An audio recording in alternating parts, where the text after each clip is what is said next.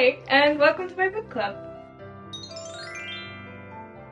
So this is an idea that I had probably while I was in the shower. I was a really big reader as a kid, and then I just stopped reading completely and didn't read for years, mostly due to assigned reading from school, honestly. And I just recently got back into it after many tries, and Belle is a known reader, as you probably all know, since I got to play her in a ballet that we did in December. We did Beauty and the Beast and I got cast as Belle, and I honestly put so much heart into this role that it kind of just stayed with me, and I think I'm going to love her forever. I might talk about that whole experience more in the future, so let me know if you're interested. As for the dress, I am actually also a hobbyist seamstress. If you've watched anything on this channel, you'd know that. Yeah, okay, I think we got all the obvious questions out of the way. 1 star is a book that I didn't like at all, and I think it's a bad book. 2 stars is a book that I didn't really like. It was kind of shitty. 3 stars is a book that I liked, and that's it. 4 stars is a book that I really liked and enjoyed and would recommend. And 5 stars is an all-time favorite read that I would sell my soul to read again for the first time. So I actually started the year off with rereading the Hunger Games trilogy. I read these books first when I was about 14, and I remember really liking the first 2 and not liking the third one. And I pretty much still stand by this. The first 2 I really liked. These are both a solid 4 stars for me. And the third one, I didn't dislike it as much as I remember. But I feel like I just really don't like dystopian books and movies and series. And just the dystopian trope is kind of tiring for me. When a story is set in a world where even if the main characters succeed and they make the world better, I still wouldn't want to live in this world no matter what. So yeah, it kind of just lacks purpose for me because I'm not really rooting for them as much because the world that they're fighting for is still very depressing. So yeah, I think it's just that I don't really like the trope. But I still gave it 3 stars, which is better than I think I would have rated it back when I first read it. I also read all of these after the new book came out. Actually, after the movie came out, but I didn't want to watch the movie because I kind of have beef with. But there was so much hype around it, and I just swore to myself that I would not go. So I actually bought the book and I read the book, and I really liked it. And since then I have watched the movie once it hit the streaming platforms, and honestly, like all of these movies and that movie, these are, I think, the most faithful book to movie adaptations that I've ever seen, which is very pleasantly surprising. Okay, next up we have, I think, the best read so far of this year. This actually might be one of the best books that I've ever read. I am obsessed with it. Like, it's up there with Harry Potter, which is saying a lot because I read Harry Potter 14 times each book. So the first one is a no-brainer, 5 stars. The second one, I gave it 4 stars, but it's still like an incredible read. I don't really give like half stars and quarter stars, but this would be like a 4.75 probably. But yeah, I just do it on Goodreads, so I just stick to the 1, 2, 3, 4, 5. And the third one is a 5 star again for me. And I was glued to these books and I was so obsessed. The story is absolutely amazing and the characters are so good. I think Pip is like the only female young adult character that I didn't hate and that wasn't annoying. Plot twists were out of this world. Like, every time I felt like the author wouldn't be able to surprise me again because like it gets repetitive. She just did it all over again. I don't think I've ever read a mystery this good where the author doesn't treat you like you're stupid, kind of. Because what I hate about mysteries, and for example about Agatha Christie's books, is oftentimes you'll get the story, you'll get the development, the interviews, the everything, but in the end it still comes down to the detective like coming out and like pulling facts out of his ass and just things that you didn't know before, so you kind of couldn't figure it out on your own, which I hate because I like to be able to like think and figure it out. Even if I'm wrong, I like to have like all of the facts listed in front of me so that like I could do my own little detective work. And I just hate, like, I just give up kind of when there's not enough information and when we're given it like right as we're being given the answer.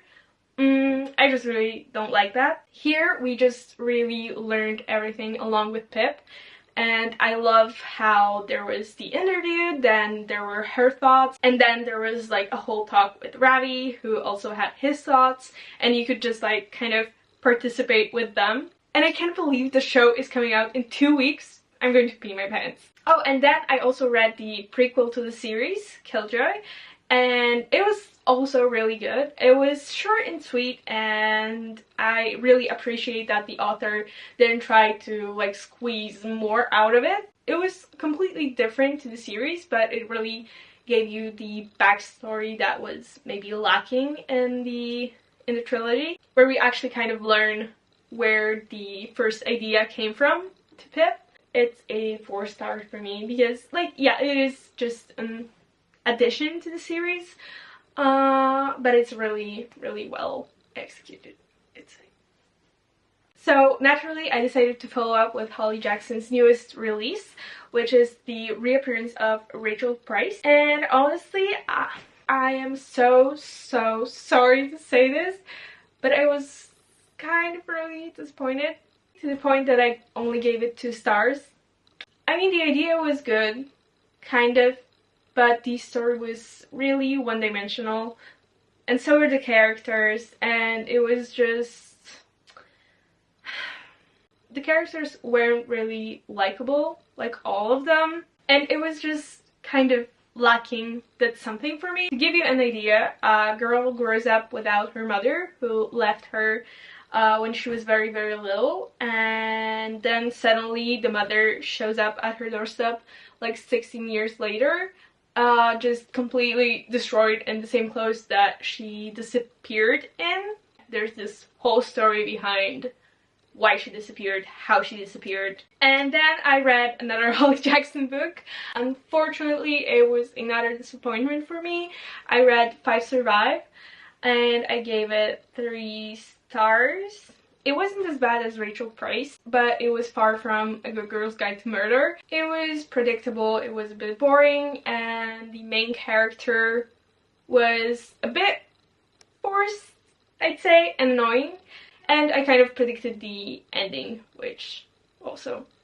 So 6 friends go on a camping trip and they get stranded in the middle of the woods with no reception. A sniper actually shoots through their tires, and then he demands that they reveal a secret that one of them is hiding. So it's all set in this RV and they just fight throughout the night. That being said, I will still religiously read anything that Holly Jackson ever releases. Then I read A Girl in a Black Dress. I don't think it's available in English, but it's a documentary book about a true crime story where a girl gets murdered on New Year's Eve 1996, and about the innocent man who served 18 years in prison after being wrongfully convicted of this crime.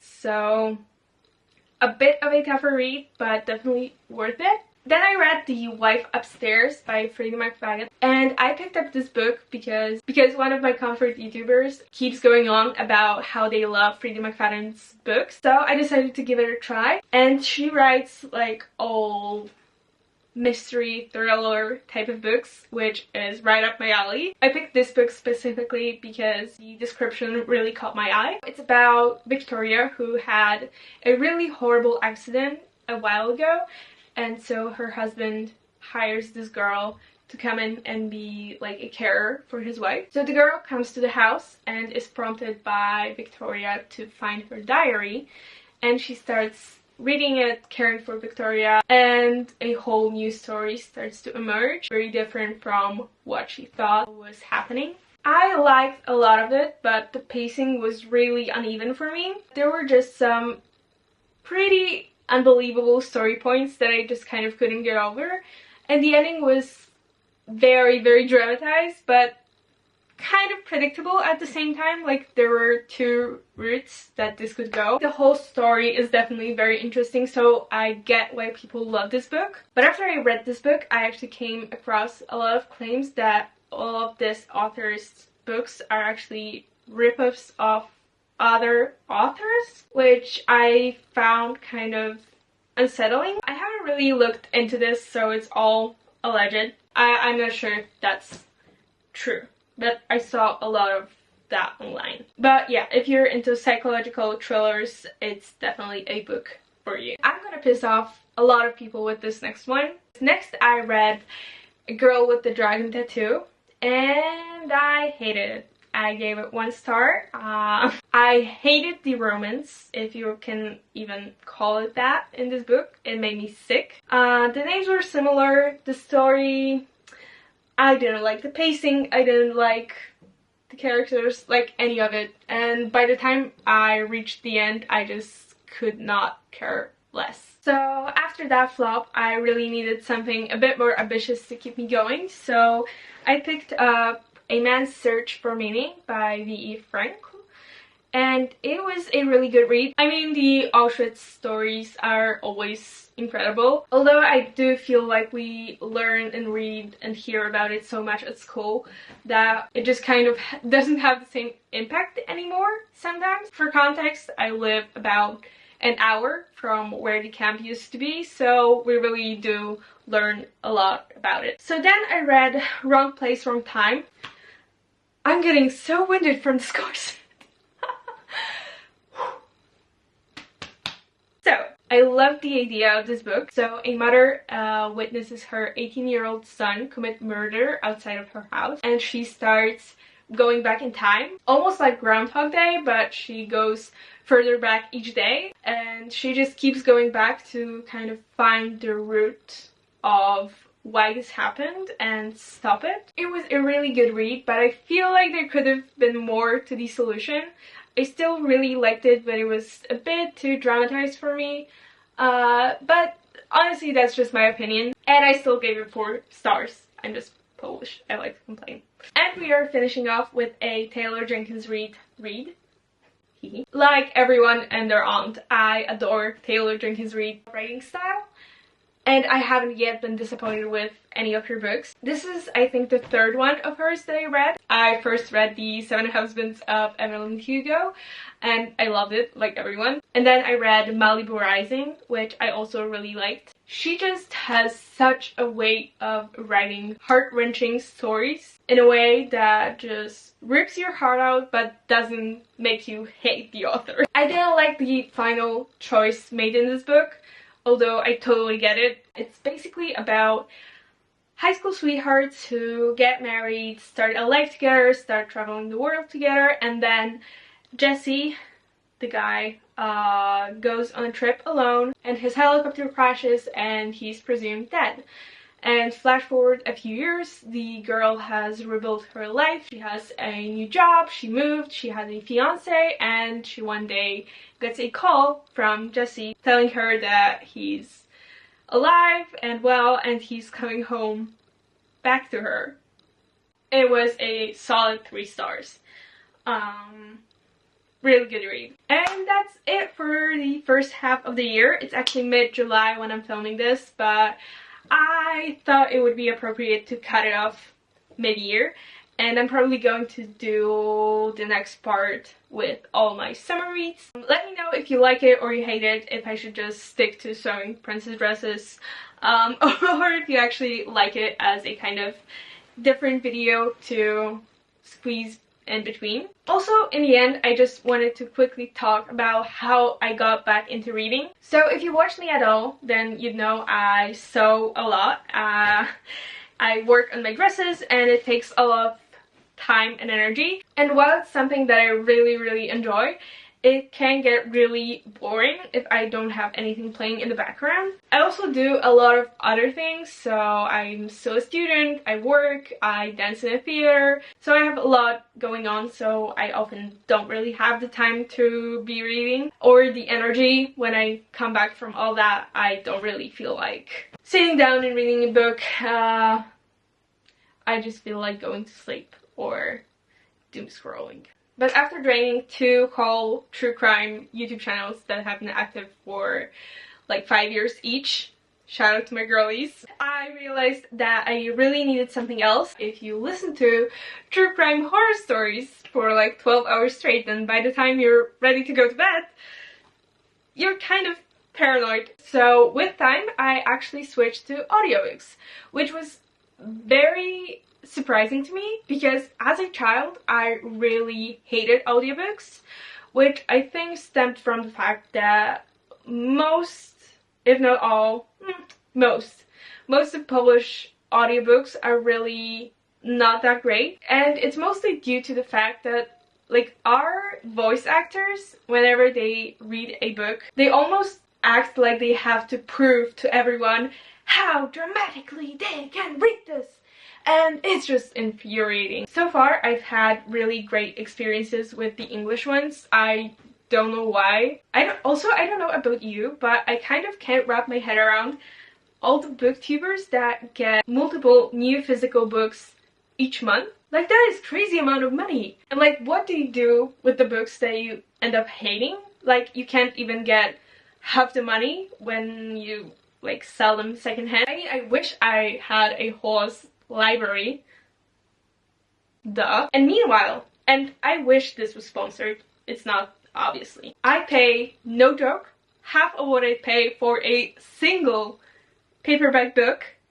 I paid that for a month of pretty much unlimited listening. 1 month I read 10 full-length books and I still had like 15 hours left. So yeah, I highly recommend BookBeat to anyone who's looking for a good audiobook service, and they have a pretty good selection, I'd say. I read some recommended things, but I also searched up some books and I found most of them, I'd say. I haven't really checked out any of the other audiobook services because I think this was the one that was most affordable to me. I purchased it when I wasn't really reading, so I didn't feel like paying more. BookBeat for the win. And that would be it for today. I hope you liked it. I hope you got something new for your TBR. And I'll see you soon with the next one. Bye!